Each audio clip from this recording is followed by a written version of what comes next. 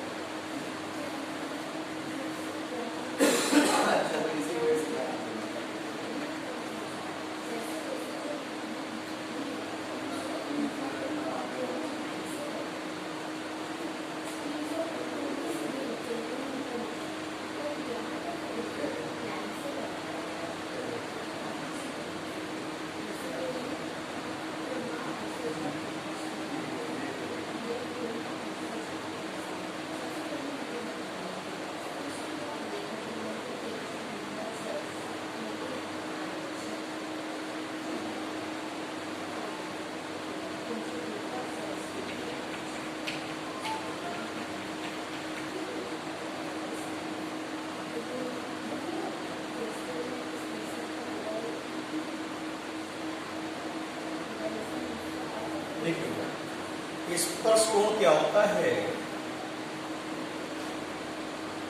ठोस और द्रव के स्पर्श बिंदु से द्रव के पृष्ठ पर खींची गई स्पर्श रेखा और ठोस के स्पर्शवत द्रव के अंदर की ओर खींची गई स्पर्श रेखा के बीच बनने वाला कोण स्पर्श कोण कहलाता है।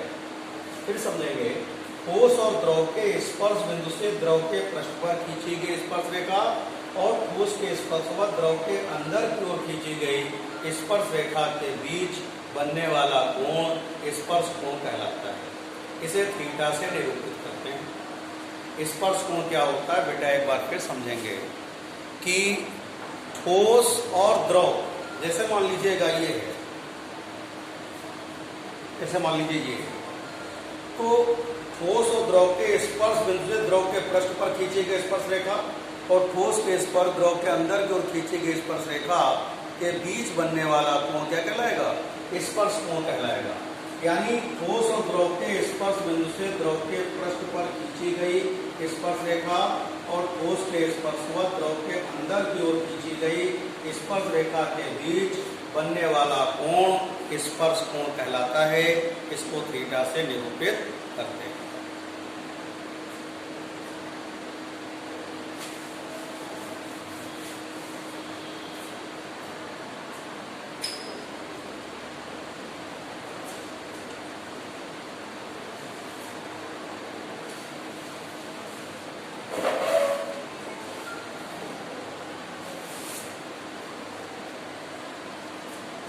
अगला डी है केशिका उन्नयन विधि से पृष्ठ तनाव का व्यंजक। देखिए क्या होता है, P बराबर होता है H rho G R अपान 2 cos थीटा। केशिका उन्नयन विधि से पृष्ठ तनाव का व्यंजक आपको प्राप्त करना है। P बराबर H rho G R अपान 2 cos थीटा। देखिए कैसे प्रूव करेंगे इसको।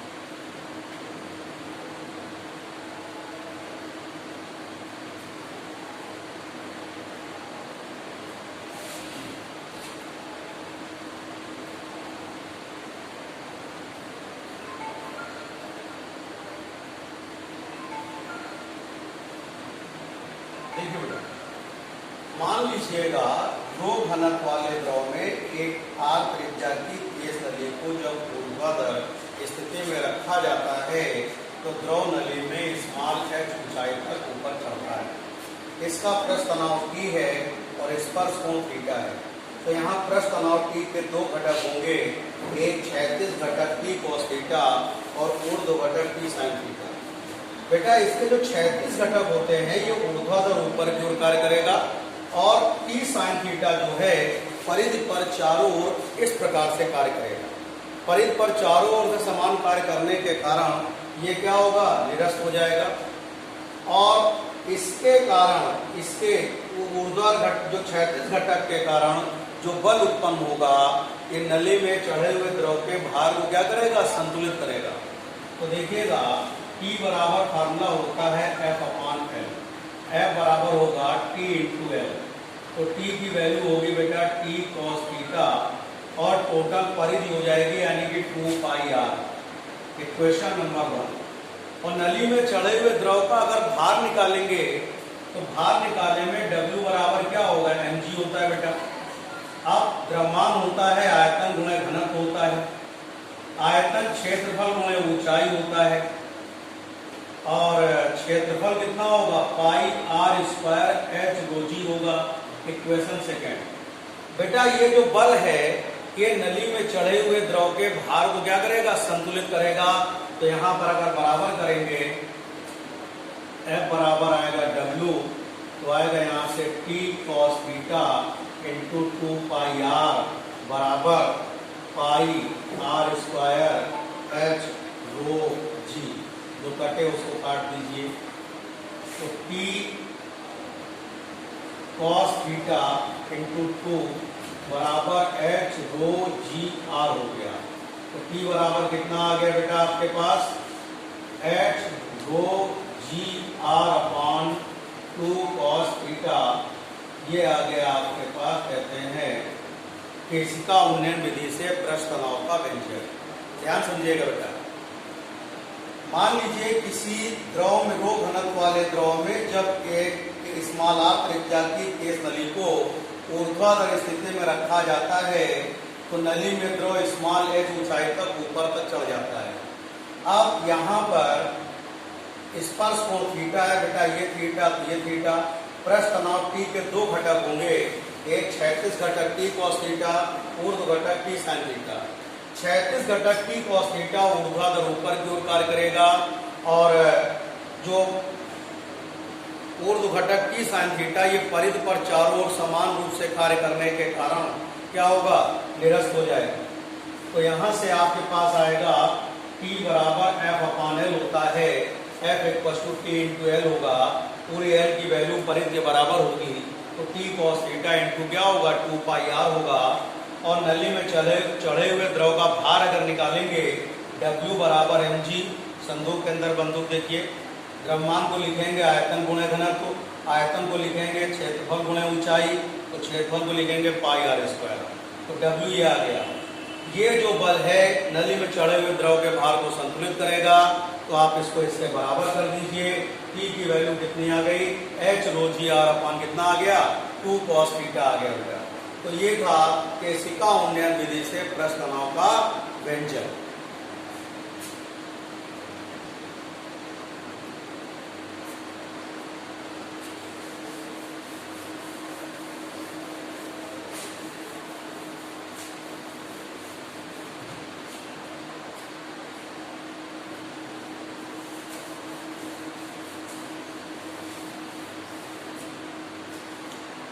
अब देखिए बेटा, न्यूमेरिकल पॉइंट ये टॉपिक बता रहे हैं, ध्यान समझिएगा।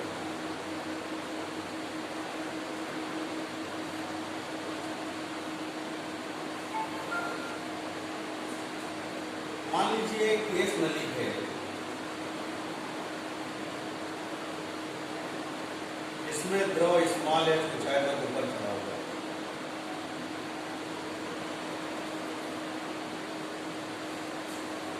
ये स्मॉल h ऊंचाई तक क्या है, द्रव चढ़ा हुआ है।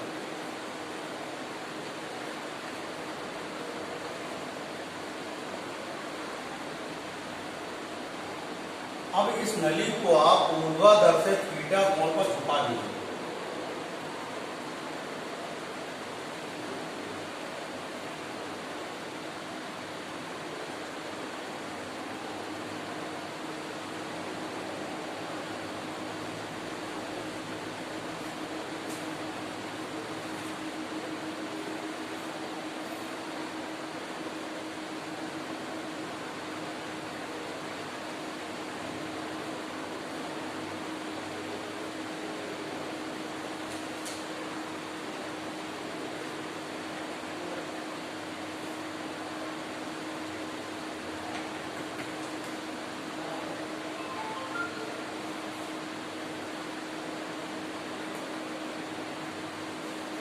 ये एंगल थीटा है, तो बेटा ये एंगल भी कितना होगा, थीटा होगा। और ये जो पॉइंट है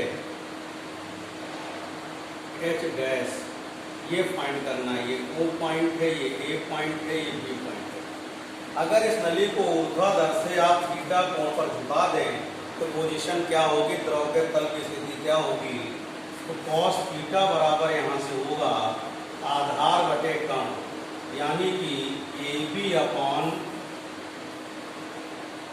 अपान होगा OB।